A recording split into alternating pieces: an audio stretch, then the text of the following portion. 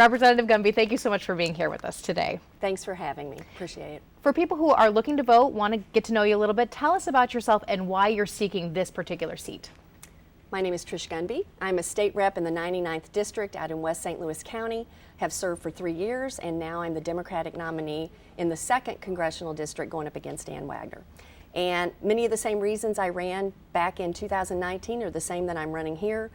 3 years ago, talking to voters, they wanted to feel represented, and going forward now into 2022, I want to restore representation to the district. And so we're out talking to voters from Warrenton, Union, Maplewood, St. Charles. And what we're hearing is we feel like we're not represented, and that's one of the big reasons I'm running.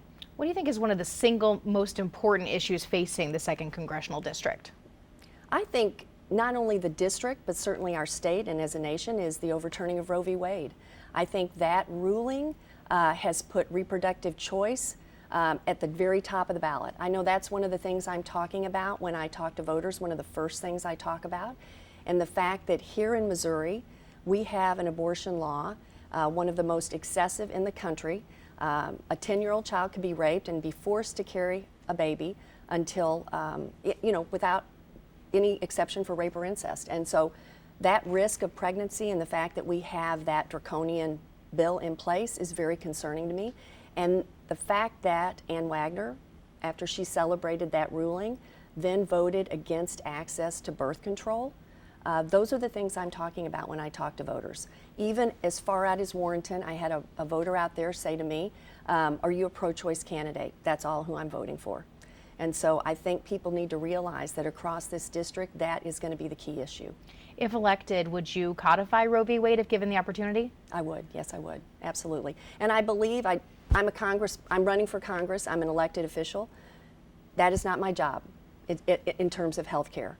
Healthcare is between a healthcare provider and the patient. Government should not be in your examining room, it should not be in your bedroom. And so that is my position on that topic. In your personal opinion, though, should there be any restrictions on abortion access, whether it's viability of the fetus or anything like that? Is there a cutoff, so to speak? Again, not a healthcare provider. I think those decisions are best made between the provider and the patient. A lot of people, of course, are talking about inflation and just their bills. The price of groceries have really gone up. Should you be elected, is there something that you could do right away to ease that burden for everyday Missourians? I grocery shop just like everybody else, put gas in my tank, so I'm mindful of pricing.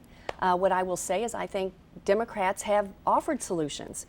We have the Inflation Reduction Act. We've had a gas price gouging bill. We've done something around formula, lowering prescription drug prices, capping insulin prices, different ways to try and reduce those costs that, cost of living that people are living with. Ann Wagner voted no on those things. So I feel like Democrats are offering solutions.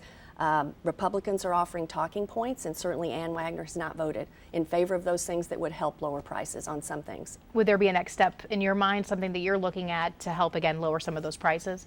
I think we just need to expand the Build Back Better agenda and look at prices in other things, whatever those things might be. But for now, I think it's a step in the right direction, and certainly if elected, I would be happy to be at the table to have those conversations.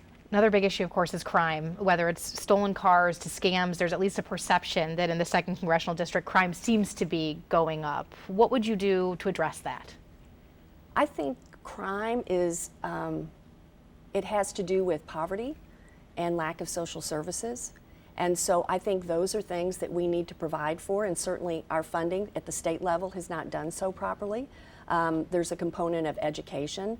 Your zip code should not determine funding for that. So I think when you look at poverty, you look at education, you look at social services, if you're able to combine those in a way that is effective, that will help reduce crime. That being said, the status quo isn't working, and certainly law enforcement is not getting the numbers it needs to hire police, and residents may not be happy with the police that are serving them. So we need to come to the table, have those conversations, and I'm willing to do that. In fact, in my own House district, I've asked the police chief out there, what would you do in terms of use of force, guidelines that should be in place across certainly the region, in the state, and so I'm willing to have those conversations. I think something that many Republicans may not be willing to do.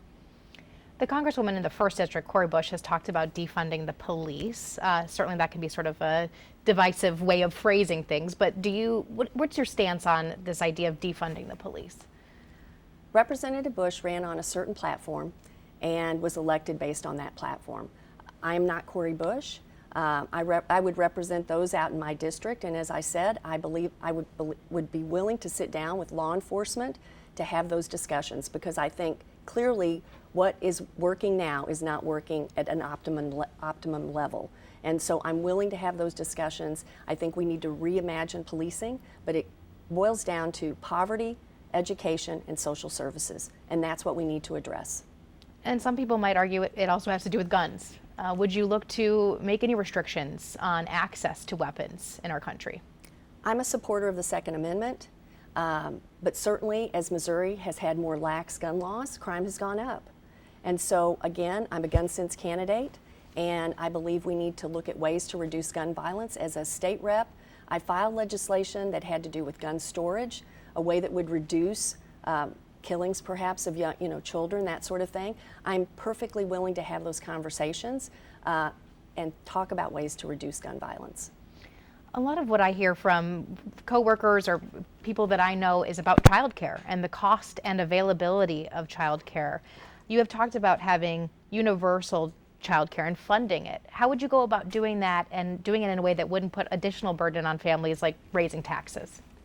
I think one of the reasons we're seeing a worker shortage in some areas is because people can't afford childcare.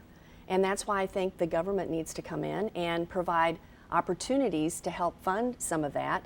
The way we might go about it, corporations may need to pay a fair share of taxes. I mean, Amazon is in a situation where I think I pay more in taxes than Amazon may pay. And so when you look at corporations paying a fair share, you look at perhaps the ultra rich paying a fair share. I think there are a number of ways that you can reimagine that, but certainly child care for many working class citizens is an issue, and that's part of President Biden's Build Back Better agenda. It did not make it through the finish line, but I would like to see it revisited. And when you say universal, from infancy on up, or would you like to start with pre-K? Well, pre-K would be great. I mean, we obviously know how important that is. I think we've learned over the years the importance of toddlers getting that care, but certainly whatever would help people go back to work, I think we should be involved in looking at opportunities to do that. More discussion about a new COVID variant potentially coming this winter. Would you be in support of additional, whether it's lockdowns or mask mandates? I would leave that up to public health officials. My husband's a physician, my daughter's a nurse. She worked in COVID units with patients who were dying, and so I think that is something I would leave up to public health officials and medical authorities, hospitals, that sort of thing to decide. I always believe in looking to whoever if that is their level of expertise, I believe I defer to them for that. And so public health officials is who I would defer to. When it comes to expertise, I guess, leadership in Congress, some younger, more progressive Democrats would like to see changes in leadership, whether it's Pelosi or Schumer. Where would you stand on that? Where would you go on leadership? My focus right now is getting elected. I'm mindful of those discussions, but I feel as if I'm not represented right now. And so my focus is on unseating Ann Wagner, who has not been out in the community, had 0 town halls in the last 10 years she's been in office. And so once I get elected, then I will worry about who would be at the top of our caucus. But for now, I'm focused on getting elected.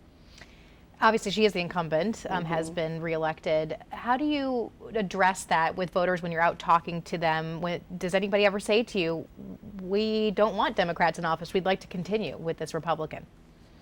We hear a lot of different things. We've been door knocking since August, literally tens of thousands of households. I do not believe that she or her team is out doing that same work. We jokingly say more tires, more tennis shoes, because we're out in Franklin and Warren County now. But what I would say around that is, it's not so much the party, it's more about issues. And so we hear about abortion, we hear about voting rights. Those are the kinds of things that Democrats will deliver on. And so that's what we're hearing about. But I'm hearing from independents, even in Union, a woman I spoke to, who said, if you drove 45 minutes out here to talk to me, I'm going to vote for you. And so that's what we're hearing from people. And that is why being out in the district, talking to voters in a parade. I was in a parade in Eureka just a couple of weeks ago, and the guy said, "Why should I vote for you?" And I said, "Because I'm out here. I'm here to, what are your issues? I want to talk to you." And he said, "Who's our representative?" I said, "Ann Wagner." And he said, "Who's that?" So in 10 years, if you don't know who your congresswoman is, shame on her. And that's one of the reasons I'm running. In fact, we will not have a debate, it sounds like, at this point, and she's also declined to do a sit-down interview with us in a forum just like this. What do you make of that? I'm not surprised. I think there's a sense of arrogance and entitlement, and I just don't believe that that's how an elected official serves. And so if you're not willing to put yourself in a position where you can answer for your votes or explain your position on issues, I can't know everything about everything, but I will tell you my House district is a 50-50 district, and I believe this 2nd Congressional district is really more 50-50. And when I need to help people, I don't ask you what party you're in. I ask you how you can help, because a lot of this job is nonpartisan. So the fact that a sitting congresswoman refuses to sit down and takes a paycheck, I don't get that. I would never do that. What do you want to tell voters about yourself? Give them your pitch. My pitch. I love this job. I love being a state rep. I would love being a congresswoman. I feel like serving is one of my gifts, and I'm always willing to talk to folks and hear their side. We may not always agree. I'll end with a story about a gentleman I talked to in Sullivan. Very clearly, he was a Republican, and we were talking about issues, kind of sparring back and forth, and I said, "Sir, I'm out here talking to you. That's something I don't believe Ann Wagner will be doing, but I appreciate your time and I hope I can have your vote." And he said, "You know what? I just appreciate that you came out here to talk to me, and I think I'm going to vote for you." And that is what is missing. People are not willing to engage with the people that put them in office. And that's why it's divisive. That's why Congress is rated one of the lowest institutions in the United States, at the very bottom. And I'm going to change that. And you do it literally door by door, conversation by conversation. And perhaps on November 8th, right? That would Asking people to get out and vote? Absolutely. Be sure and register to vote. Check your registration. I'm telling everybody, make a plan. Voting laws are a little bit different. You can take advantage of 2 weeks of no excuse absentee voting with a non-expired U.S. government issued ID. And so make a plan to vote. The ballots are lengthy, and we just need to get high turnout. That's how democracy works. And one final point there, do you think we have free and fair elections? Do you think the elections there is integrity? I know there is. I have toured the St. Louis County Board of Elections. What I challenge anybody who suggests that it is not, that they aren't fair, is to go take a tour of your election authority, your election board. They will do that. All of that work behind the scenes that we don't see, it is bipartisan. A Democrat and Republican sit together, open ballots. Across the country, red and blue states certified the election. The courts agreed with those certifications. The whole idea that the elections are fraudulent, it's just not true. The election authorities are some of the hardest working people we know. And I worry about people who want to volunteer at the polls, because if they feel like they're under threat, we may not get those volunteers. And that is what secures our elections and makes people feel like they're safe and secure. And I totally believe that they are. I am very grateful for all your time. Thank you very much. Thank you.